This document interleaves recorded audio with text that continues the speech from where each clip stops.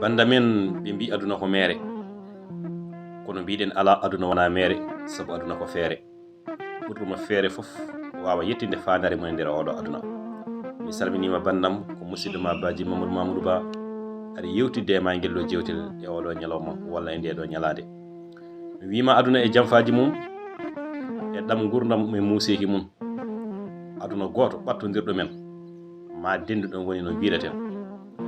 yewende mawdi musde sattude duumide men, galleji ɓolɗi koɗorɗe keewi ɓesguji meɗen carima bandam. baba galle koɗo e galle maɗa a wonti, ɓesgu maɗa yewama sabu dakamme dewgal o dañani walla ɓe dañani. ɓiɓɓe maɗa gandanima saka gowma, a wonti diddowo, daddowo, nangowo, gaddowo. mo woni ala.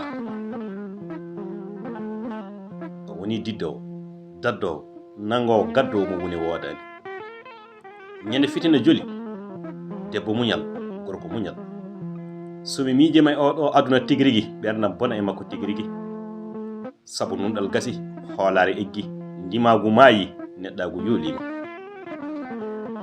e Allah jomam, e Allah jomam e ndiɗo baylani ndi waylani joote. ngal dañal ngal ittani ɗiɗo musibbaji. yimɓe mbaati hanti no kulle gonɗe hande e nder ladde. kala ɓurgal mawnude walla kala ɓurɗo mawnude ko on tan woni congowo bandu. e aduna Allah jomam mane gartirta dejre e jaam e kisra nder leyɗele amen. leñol meɗen beeli mum gowi, hakkillaji muɗum ɗen jiiɓima, sagata men naati e ladde.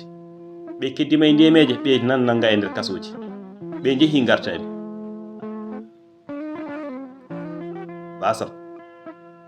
basal wona kiite, jawdi wona moɗo. neɗɗo ene wasa jawdi danca, kono sa wasi fittanama dancata bandam. gandi koye jawdi aduna honi homti, ɓittali meɗen bonni ɓerde meɗen. ɗo Allah o e nelaɗo o ñallanno e nder ɓerde men ko jawdi hande ñallata ɗon walata ɗon bandam. kono jawdi aduna fof so rendi ko hakkille ɓuuri. yo Allah waɗan men jaam ko neldal fewde ma bandam ko musidɗo ma Djiby Ba. jarama.